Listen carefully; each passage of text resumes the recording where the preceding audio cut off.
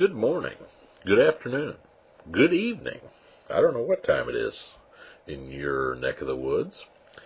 Welcome to your first slideshow for Survey Art 2. We're going to start with the Proto-Renaissance in Italy and look primarily at sculpture and painting. Now, time-wise, the term Proto-Renaissance refers to primarily the late 13th and early 14th centuries. This period of art is difficult to classify and often is referred to in other ways. The most common synonyms that you might find for this period are the late Middle Ages or even Italian Gothic. Now, Gothic as a term pertains most importantly to architecture.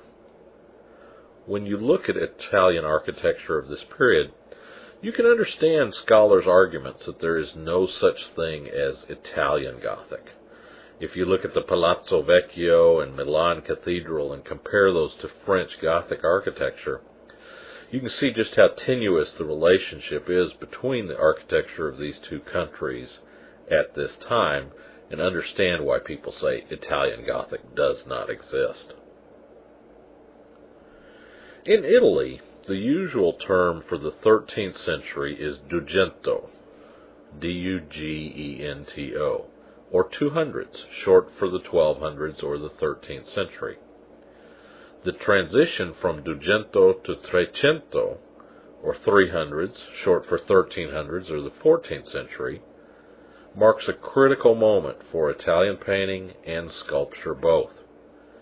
During this period, Italy became a pace-setter for an international revolution of visual forms. Now, what does the term Proto-Renaissance mean? The prefix proto means giving rise to, while Renaissance signifies rebirth. While elements of Byzantine art and the Gothic world persist, the art of the Proto-Renaissance is noted most importantly for looking forward.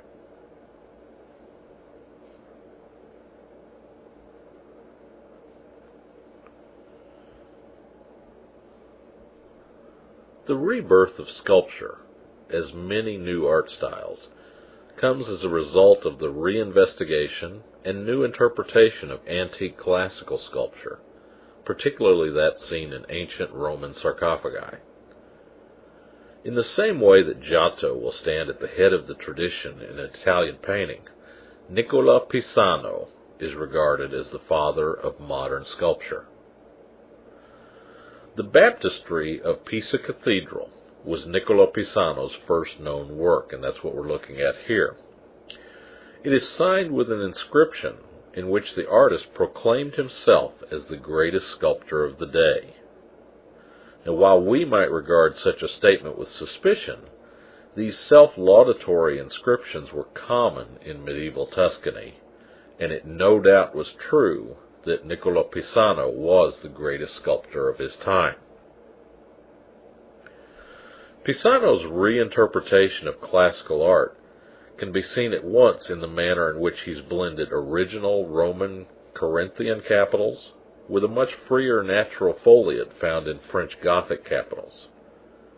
Also striking at this time is his use of round rather than pointed arches. The pointed arches had dominated throughout Gothic art. And most importantly, however, are the magnificent marble reliefs, which form the overall hexagonal shape that the pulpit takes.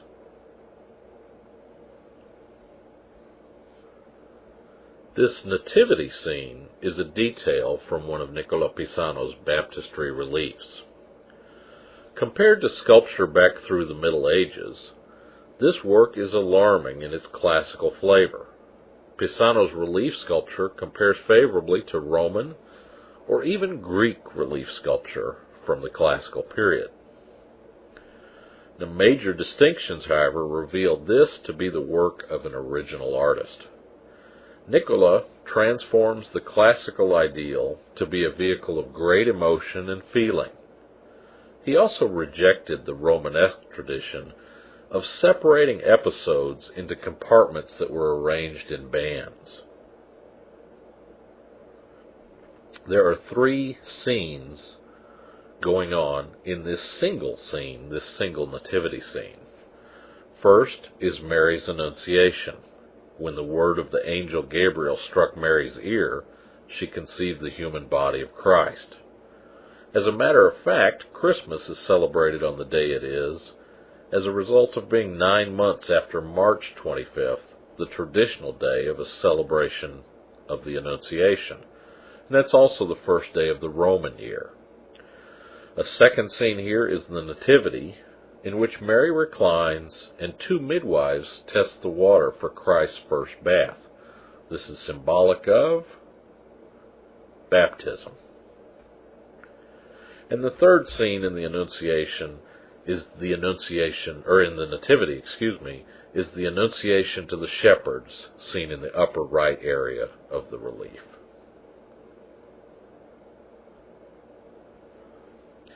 Now, an analysis of Nicola's working method makes clear his lack of interest in space.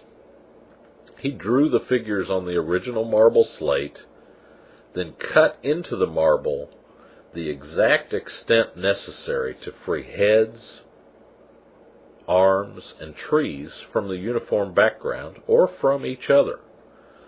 Notice in this sculpture how all the heads are at the surface plane, no matter how much the figures themselves overlap. Now, this crowding is not as evident in a 2D photo that's removed from the pulpit as it is in actual life. And it's remarkable that this sculpture works in light of this apparent problem.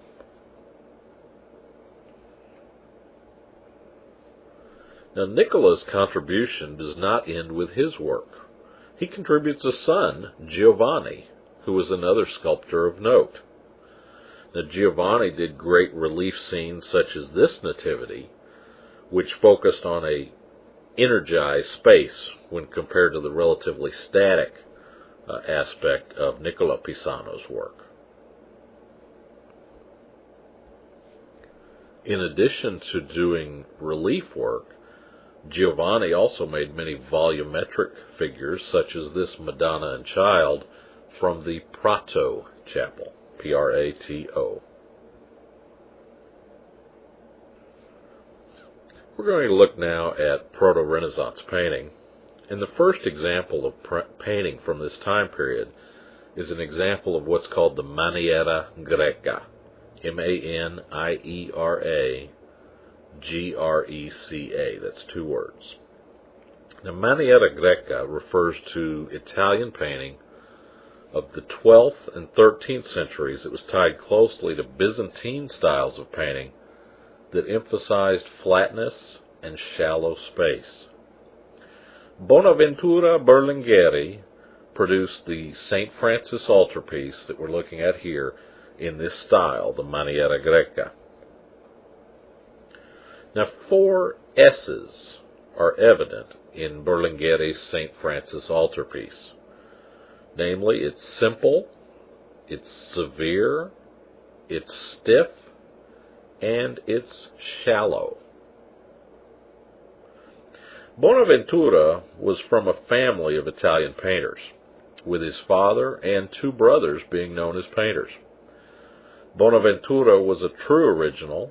He reflected Franciscan ideas with solemn images and homely details in what we see here as one of the earliest representations of St. Francis and his ideas. Bonaventura's altarpiece differs from Pisano's sculpture in that the different episodes are broken into separate bands that you see on either side of St. Francis. Berlinghieri's work helps define the dramatic shift in art that takes place in the Proto-Renaissance.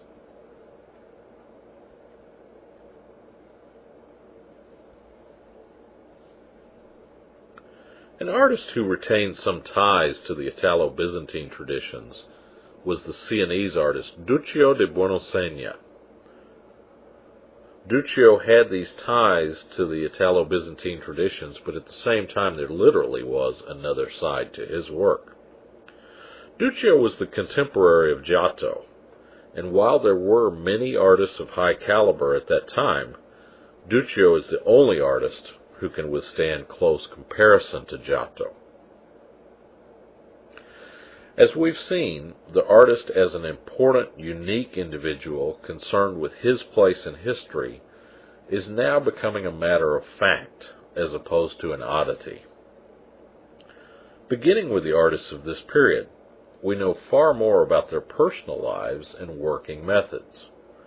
Duccio, for example, lived in Siena, a city deemed individualistic, impulsive, and irrational, yet he still managed to apparently not live within the parameters of the law. Duccio received no less than 9 separate fines, some of which were quite heavy, and one appears to have involved sorcery. So it seems we have a rather interesting fellow here. Now, if you compare Duccio's Madonna that we see here with the Berlingueri that we just looked at, we see a less severe, if still formal, treatment of the image. A softer, gentler quality imbues the figures, but perhaps more important is Duccio's impressive use of color. The rich blue robes of the angels are practically glowing, and in fact the Virgin's cloak was originally an ultramarine blue, which has darkened much over time. Of special interest in this painting is the ovoid, or egg-shaped face of the Virgin. Let's compare that to the next slide. Duccio's work denotes a strong link to the passionate art of another earlier Sienese artist, Coppo di Marcovaldo, and you see that same ovoid-shaped face of the Virgin in Coppo's work here.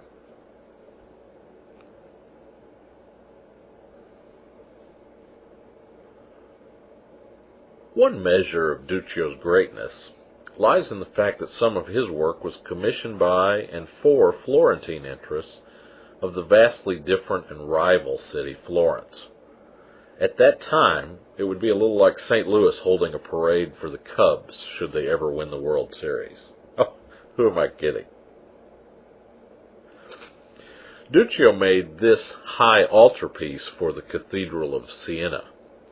It was finished in June 1311, and when it was completed, it was borne in a great festival procession from his studio to the church. I think that would be terrific to finish a painting and then have the town hold a parade in your honor. This was a monumental work, and the central panel of the Madonna in Majesty that we're looking at here measured 7 by 13 feet and was surrounded by paintings of saints, scenes of the Virgin's life, and the infancy of Christ. These were all attached to the main panel.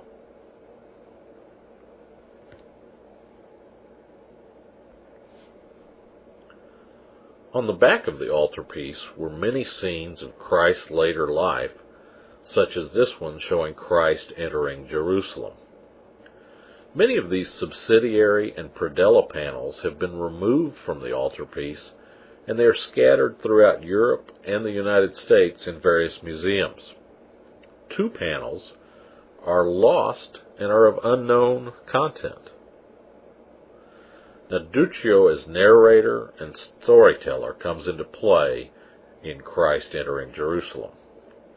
The painting illustrates the 2 major aspects of Duccio's mature work, that of recreating biblical stories with great vividness and making the setting of a scene a dramatic element which enfolds the figures and contributes greatly to the telling of the story. Here dies the Byzantine tradition of floating, disembodied figures.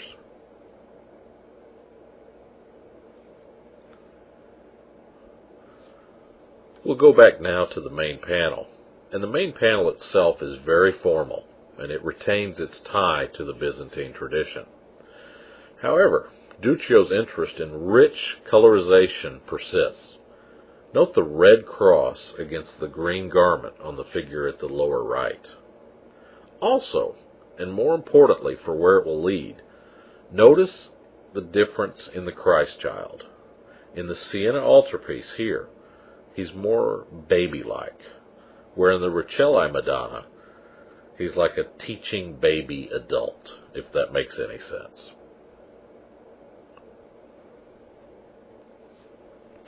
This is the Annunciation, and this work gives further evidence of Duccio's interest in color.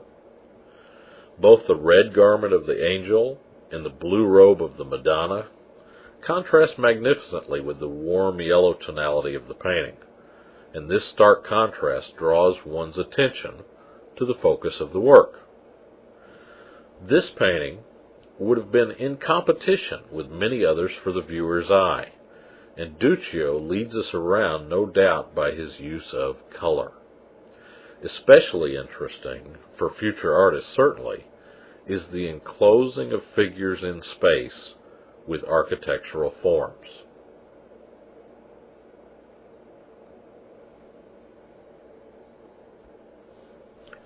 Now, also upholding and even largely putting the finishing touches on Byzantine art is Cimabue. Cimabue was born Cenne di Peppo, Cennideppo, while Cimabue is spelled Cimabue. Cimabue was a nickname that means ox head. That's a great nickname. That's one of the great names from all of art history.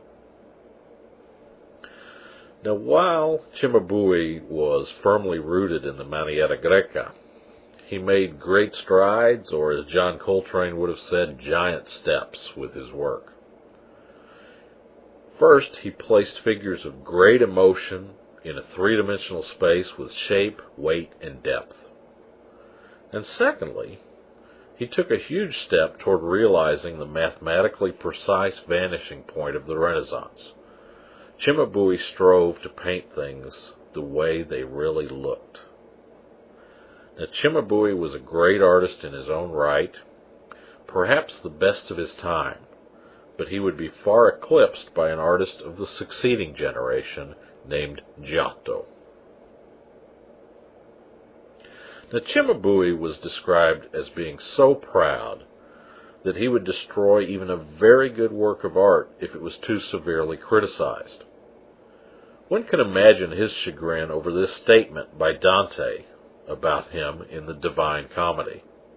Dante said this: Cimabue was an artist who was believed to hold the field in painting, only to be eclipsed by Giotto's fame.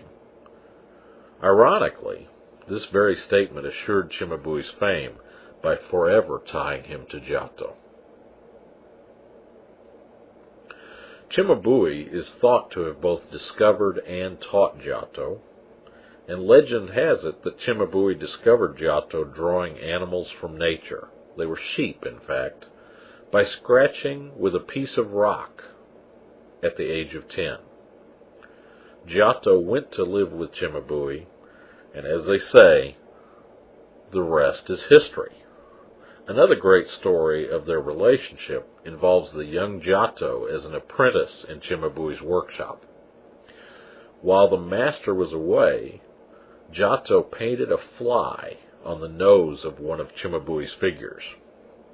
When Cimabue returned to continue work on the painting, he tried to brush the fly from the painting. It looked so real to him. These are two very different men, one a master recalling past glories, the other an equally talented revolutionary who no doubt had a sense of humor.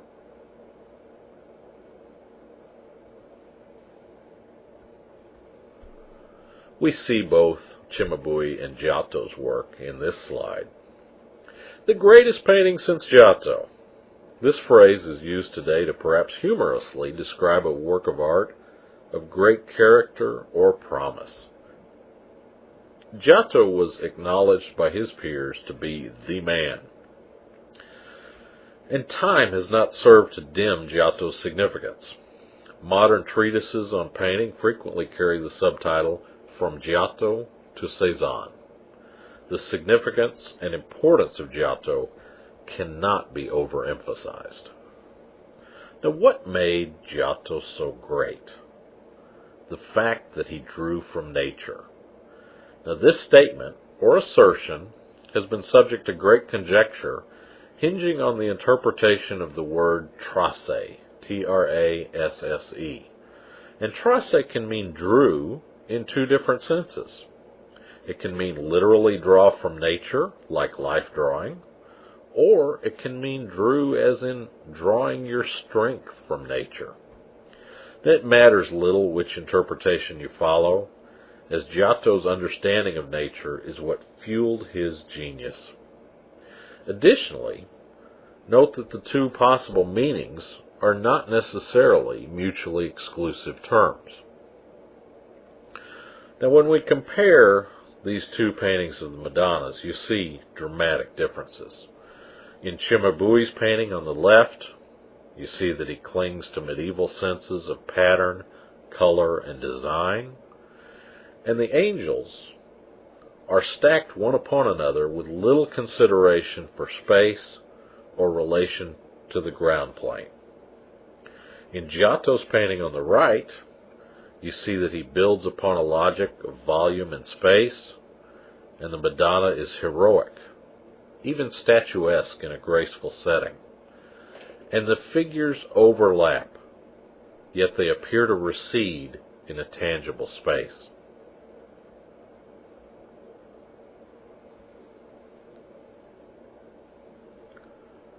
Now, not only are Giotto's works impressive as individual images, they're to be admired as well for their fitting into magnificent overall concepts. The Arena Chapel in Padua is home to many of Giotto's signature images that we're going to look at. You can look in your text to get a sense of what the entire chapel looked like, while we focus on some significant single images.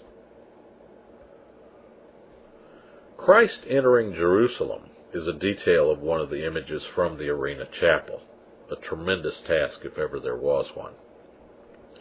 In this image, one is immediately struck by Giotto's magnificent sense of color. Comparing this work to Duccio or Cimabue's work, one can readily tell where Giotto's interests lie, as rich blues, yellows, and reds are the cornerstone of the work, as opposed to being mere accents such as we saw with the other artists. Giotto obviously went to great pains to study nature as a means of making his designs and his images stronger. Now, was old Oxhead or Cimabue important? Some have disclaimed the importance of Cimabue's role as Giotto's teacher. It's been said that since Giotto continued to derive from nature, he deserves to be called the pupil of nature and no other.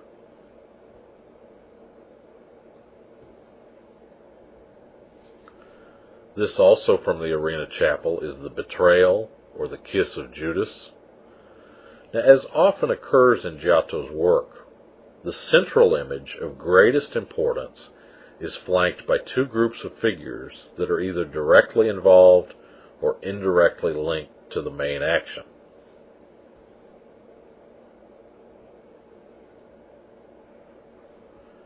In the center of this painting, you see this detail where Judas lunges forward to deliver the kiss in a confrontation of absolute good versus absolute evil. Judas has been transformed from a handsome youthful apostle into a horrific bestial figure by the hand of Giotto.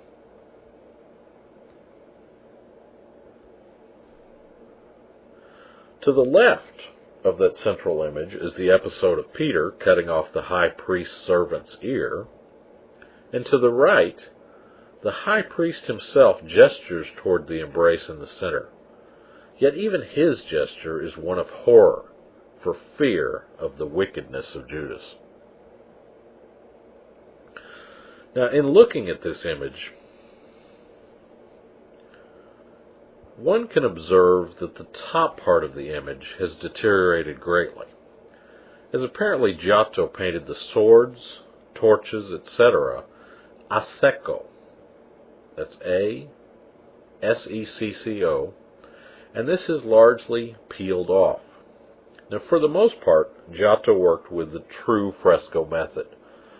The true fresco method is a painting method where you paint on wet plaster while it is wet, the plastered wall, and the paint, rather than sitting on the surface, becomes sort of embedded in the wall. And once the plaster dries, your painting is very, very durable. Now, if you work a secco means working dry. That means you're working on top of the plaster after it's dried, and your paint's not embedded in the wall and isn't nearly as durable.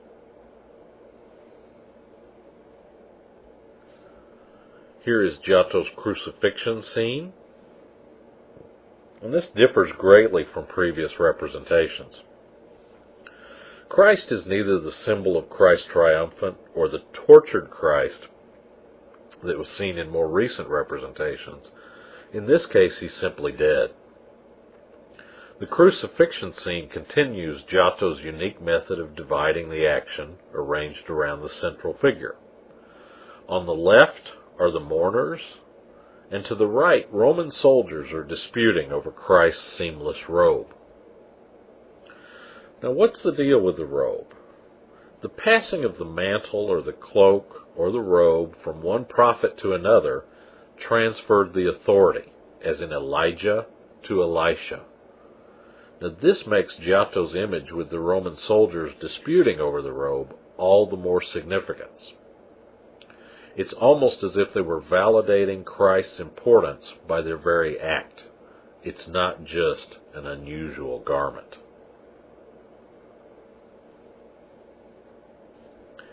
In the Lamentation, the tree at upper right is not only the tree of knowledge, but it also serves to sum up the whole tragic scene. The tree recalls Christ's words as he was led to Calvary. If they do this to the green tree, what will they do in the dry? Meaning, if they do this while I'm alive, what will they do after I'm dead? Giotto's understanding of color serves to bring alive those color areas that we would not normally call bright or intense. This is a masterful use of color. In this painting, he doesn't have a lot of really strong darks or lights, so all those blues, reds, and yellows resonate against one another beautifully without being overwhelmed by the value contrast.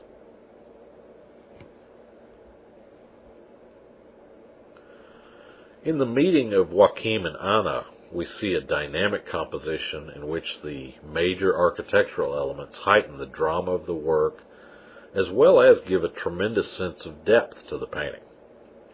Giotto creates a sense of space in three ways. First, the far right part of the building projects forward. Second, the easiest way to create space here is simply by overlapping the figures, and he does a great job with that.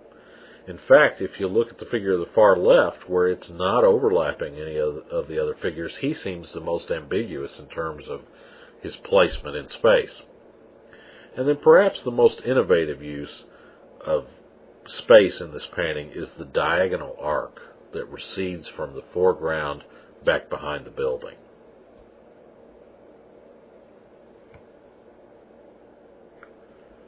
This, too, is a painting that really demonstrates Giotto's tremendous, tremendous sense of color.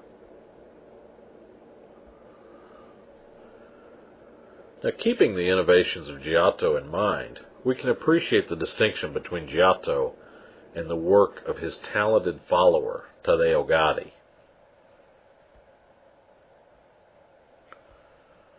Take note of the differences here. Sometimes it's very difficult to follow in the footsteps of a revolutionary genius. Giotto's painting is much more dynamic and exciting, where everything in Taddeo Gaddi's painting seems to be right at the surface, on the same plane, no real exciting space. Big, big difference between the two paintings.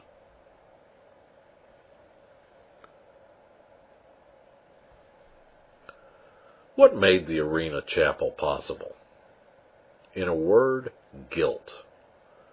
The project was financed by Enrico Scrovegni. He was a wealthy Paduan whose father had become rich by lending money at extremely high rates of interest. In other words, he was a loan shark. Now, Dante, in his Divine Comedy, had consigned the elder Scrovegni to hell among the usurers, and it was later said that Enrico defended his family name against a verse by Dante with a church by Giotto.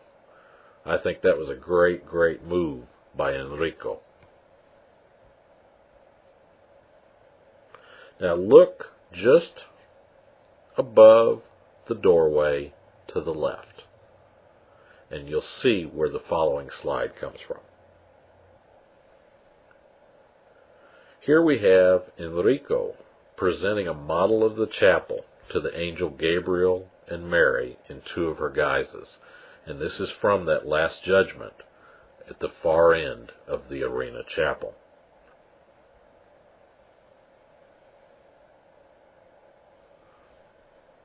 Now, one problem art historians face, or conservators face, is that of what to do with a ruined masterpiece. The death of St. Francis is a perfect example of this problem that they face.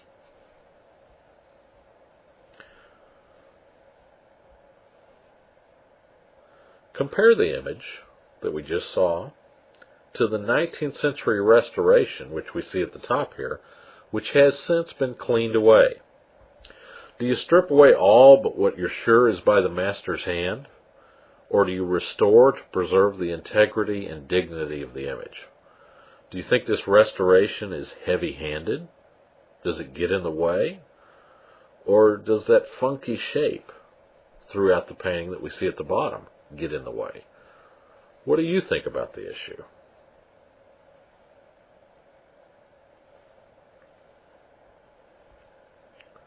Either way, the death of St. Francis is illustrative of the development of Giotto's style. The figures are more restrained. It's almost as if Giotto has learned the difference between cinema and theater. These images are here to be contemplated for some time. And sometimes the comic overacting needed to get one's point across in the theater is not necessary here in the cinema of fresco. One great story about Giotto involves his submitting work for a competition. Someone came around and was collecting drawings from all the great artists of the day in order to assess who would get this great project. And Giotto said, sure, I'd be happy to submit a drawing for this. And he takes out a piece of paper and he draws a perfect circle freehand. And he gives it to the emissary. And the guy says, I can't take this. I can't take this back. My master will just reject it out of hand. And Giotto insists. And so the man takes it back. And the master looks at this and realizes that that circle is absolutely perfect. And he chooses Giotto for the competition. Now, a great sort of put down in the day, if somebody wasn't too smart, they'd say, you are rounder than Giotto's O's. We're going to take a look now, albeit briefly, at later painters who were students of Duccio. And we must always keep in mind that art cannot be measured in terms of linear progress. While a student of Duccio and doubtless aware of Giotto's work, Simone Martini, who we see here, took off in an entirely different direction. Martini combined some elements of Duccio's work with the pattern and design typical of French Gothic work. Martini's work like this leads to the formation of the new international style, as evidenced in your textbook by the work of Gentili da Fabriano. The international style would become dominant in Western Europe between 1375 and 1425. And the style was characterized by an interest in pattern, elegance, and delicate naturalistic detail. The plain gold background in this Annunciation points our interest to the words of Gabriel's mouth traveling to Mary's ear. Hail thou that art full of grace, the Lord is with thee.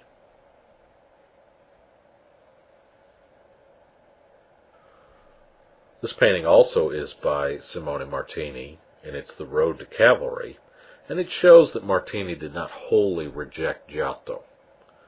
Now, some aspects of Giotto are combined with the characteristics of the International style. This almost indicates that Martini might have been uncomfortable with both aspects of his painting.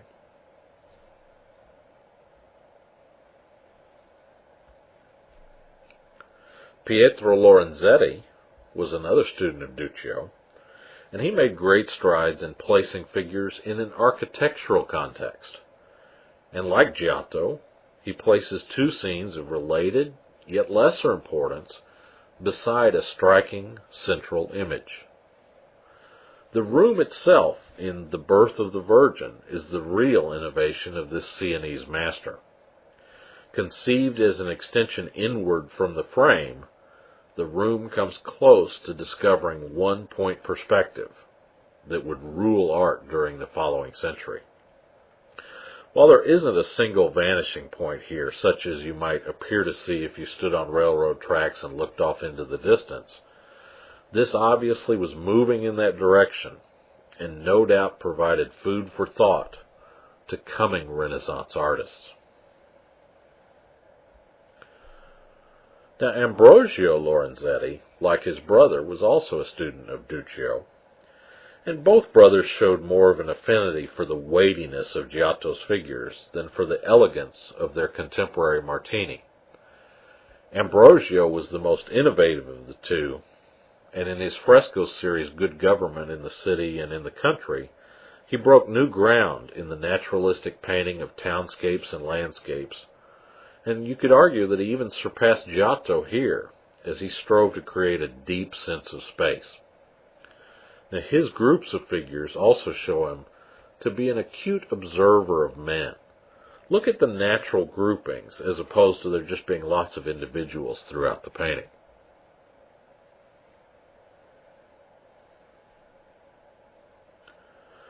This is one of Ambrogio Lorenzetti's paintings of the country, and it's assumed that both brothers died in the plague. And their primary importance lies in the fact that they carried Giotto's innovations forward and provided a link to the future painters of the early Renaissance that we will study next.